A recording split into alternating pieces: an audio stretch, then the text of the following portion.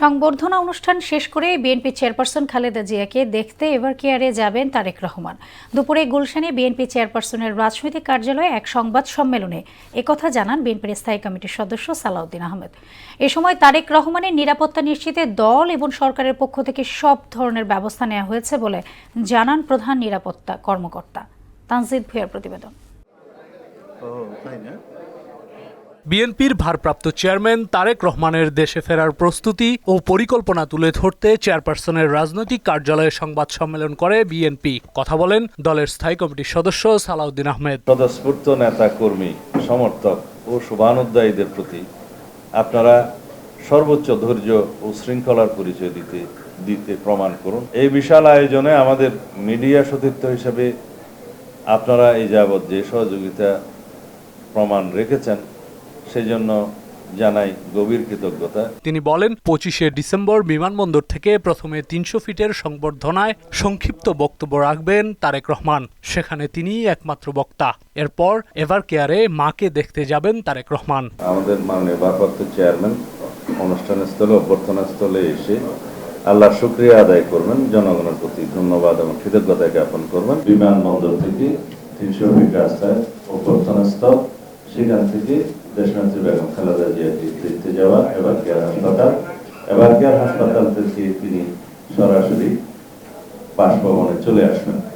তখন বিমানবন্দর সড়ক হয়ে কাকরের মোড় হয়ে গুলশান 2 নম্বর হয়ে তিনি বাসভবনে চলে আসবেন। 26শে ডিসেম্বর বাদ জুম্মা শহীদ প্রেসিডেন্ট জিয়াউর রহমানের কবর জিয়ারত করে যাবেন জাতীয় স্মৃতিসৌধে শ্রদ্ধা জানাতে। 26 তারিখ শুক্রবার বাদ জুম্মা তিনি বাসভবন থেকে রওনা হয়ে প্রথমে শহীদ জিয়ার মাজার জিয়ারত করবেন এবং সেখান থেকে জাতীয় স্মৃতিসৌধে তিনি শ্রদ্ধা জ্ঞাপন করতে যাবেন। এটা 26 তারিখ। তারেক রহমানের নিরাপত্তায় সব ধরনের প্রস্তুতি নেওয়া হয়েছে বলেও জানান তিনি। নেতাকর্মীদের কাঞ্চন ব্রিজ হয়ে 300 ফিটের সংবর্ধনা এলাকায় যাওয়ার আহ্বান জানান সালাউদ্দিন আহমেদ। আমাদের নেতা কর্মী সমর্থকদের নির্দেশনা দিয়েছি যাতে তাদের বেশিরভাগ কাঞ্চন ব্রিজ ব্যবহার করে অনুষ্ঠানস্থলে আসেন। টঙ্গী আব্দুল্লাহপুর এন্ট্রি পয়েন্টের গাড়ি পার্কিং বিশ্ব ইস্তেমার মাঠ, তোরাগ মাঠ।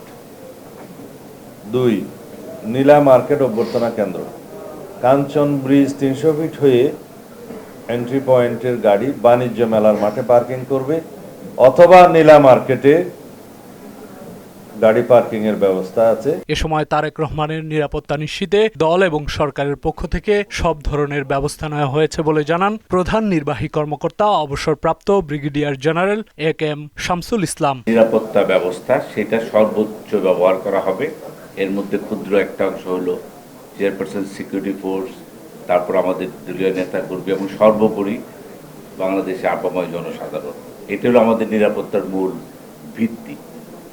সরকার স্বপ্রণোদিত হয়েই তারা আমাদেরকে সর্বোচ্চ সহায়তা দিচ্ছেন। গণমাধ্যম সম্প্রচারের সার্বিক বিষয় তুলে ধরেন বিএনপির মিডিয়া সেলের আহ্বায়ক। বিমানবন্দরের অভ্যন্তরে আমরা শুধুমাত্র আমাদের মিডিয়া সেল এবং বিএনপির মেইন পেজের সাথে যারা সংশ্লিষ্ট থাকবেন এবং আমাদের ভারপ্রাপ্ত চেয়ারম্যান জনাব তারেক রহমানের সফর সঙ্গী হিসেবে যারা আছেন তাদের একটা ক্যামেরা, এই 3টি ক্যামেরা ভিতরে থাকবে। তারেক রহমানের প্রত্যাবর্তন ও সংবর্ধনা ঘিরে নেতাকর্মীদের প্রয়োজনীয় দিক নির্দেশনা দেন বিএনপির সিনিয়র যুগ্ম মহাসচিব রুহুল কবির রিজভী। স্বেচ্ছাকর্মী আছে এবং তারা মানে যেখানেই লোকজন আমাদের দাঁড়াবে, জেলা থেকে লোকজন আসবে, তৃণমূল থেকে আসবে, তাদেরকে সুশৃঙ্খল রাখার জন্য তারা ব্যবস্থা নেবে। সিলেট বিমানবন্দরে নেতাকর্মীদের জড়ো না হওয়ার আহ্বানও জানান তিনি। মহানগর এবং সিলেটের আশেপাশের জেলাগুলো বা সিলেট জেলার কোনো নেতৃবৃন্দ কেউ অহেতুক বিমানবন্দরে ভিড় করবেন না,